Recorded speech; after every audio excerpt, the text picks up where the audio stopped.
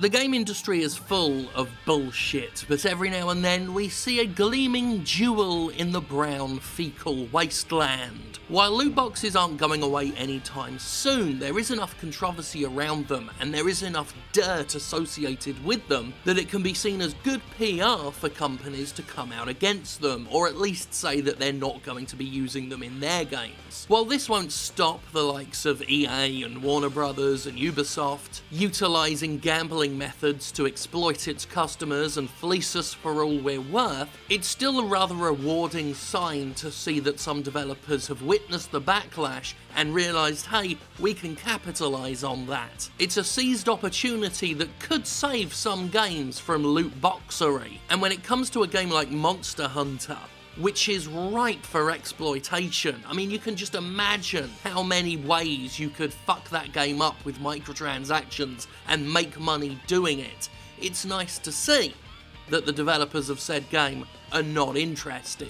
The upcoming Monster Hunter world is going to play, fairly similarly to most Monster Hunter games. It's all about gathering resources, surviving in the wild, taking down massive beasts. It can be a fairly grindy experience, especially if you're hunting certain monsters over and over again. And in the hands of a company like Electronic Arts, this thing would already be crammed with loot boxes. Resource packs, costume packs, additional hunting areas. Like, there's just so many ways this thing could be turned into a glorified gacha system. But those making the game have said that they're not interested. Series producer Ryozo Sugimoto, I think I got that maybe right a little bit, was asked by GameSpot whether or not the team ever considered loot boxes for Monster Hunter World, and here's what he said. I think that Monster Hunter has already built that kind of randomised item reward into the gameplay. Whenever you carve a monster after a hunt, you don't know what you're going to get within a certain range. You've got certain rare parts that you almost never get, you've got some of the ones that you don't need that you get a lot of, and then there are the rewards for the quest as well. There are some that are standard, there are some that are randomised, and a bit bigger or smaller chance of getting them. And again, you can just imagine how in the hands of another publisher, all of those rewards, all of those monster carving randomizations could have been taken out of the game and repackaged as loot box rewards and sold back to us. Destiny 2 already did that with shaders, Forza did it with race mods. It's actually scary just how ripe for the exploitation pickings Monster Hunter is. Get the monster parts pack with a guaranteed legendary resource in every box. You see it right now and it makes you want to go blah, blah, blah. I just love the way this guy thinks. He says you've already kind of got loot as a core gameplay aspect without having to shove a microtransaction version of it in. Nowadays, if an executive hears that a game being published has loot as a core gameplay aspect, they're likely to dampen their fucking pants at the thought of what they can take out, strip away, turn into a fucking pack, a card, a box reward, and then resell it. If this guy wasn't the actual producer calling some shots, his words would come across as almost naive, because we look at something like Shadow of War, something like Assassin's Creed Origins, they're full of loot specifically to make money from microtransactions. Sugimoto says, we've already got loot in our game, why charge for it? Another company would say, hey, you've got loot in your game, why don't you charge for it? And between you and me, I think I prefer the former attitude to the latter. But it's what's said next that's the real pertinent part, because this just kicks the whole saving players' time argument in its fucking face. He said, our focus is on wanting to get people to play our action game and feel the kind of satisfaction that comes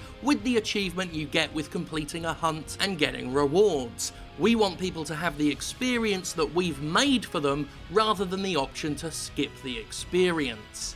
As I've mentioned already on the Jimquisition, game developers who use that excuse of, oh, we're just offering players choices, we're just offering them the chance to save themselves time, are unwittingly telling us that their gameplay has no fucking value. Once you assign a monetary value to not playing the game, as titles like Shadow of War have done, you're telling us that your actual gameplay, the shit you fucking worked hard on, is worth less than nothing.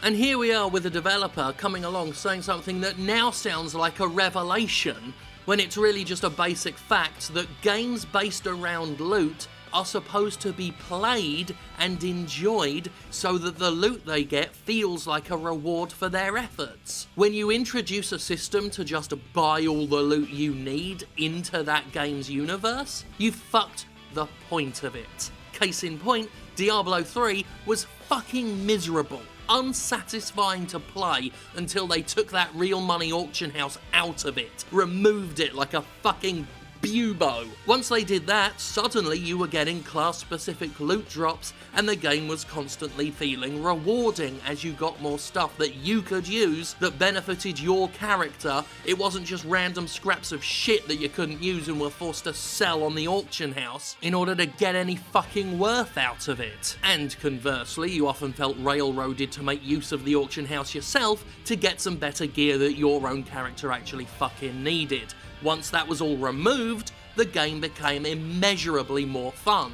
To give you further quotes, the idea is that the time you spend hunting and the action part of the game is how you brush up on your skills, and then of course you get rewards of better items. But by skipping out on the part where you get better and hunt, if you're simply getting more items, I don't think that'll be a very satisfying experience for players, because it wouldn't even necessarily make it that much more of a time saver if you haven't got the skill to use the items you've gotten. Somebody fucking gets it! There's still someone in the AAA game industry that fucking gets it. It's true. Monster Hunter World could easily be exploited for loot boxes, but it would undoubtedly make it a worse game.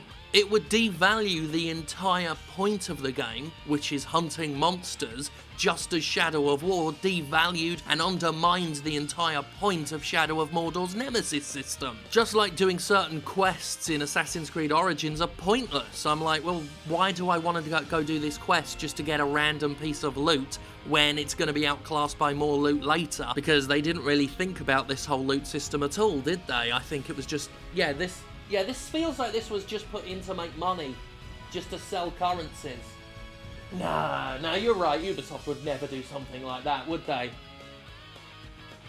Oh no, yeah, they would. Suffice to say, the more I've played Assassin's Creed Origins, the more the push toward microtransactions has crept in. Its gameplay devalued in order to try and make more money, which sounds like it shouldn't work, but it does. By deliberately making a game feel less rewarding than it should, you're just upping the perceived value of the microtransaction content. You know, in old TV shows about high school or old movies about high school, that old trope of the pretty and popular but mean girl who hangs around with the more likeable but more quote-unquote ugly girl to look better by comparison? It's that in gameplay form. The quality of a game's reward system is dragged down so that loot boxes look better in comparison. And again, there's no player choice there. Nobody has a say in how unrewarding the game feels. Yeah, you can choose whether or not to buy microtransactions, but you can't choose the effect they've had on the game.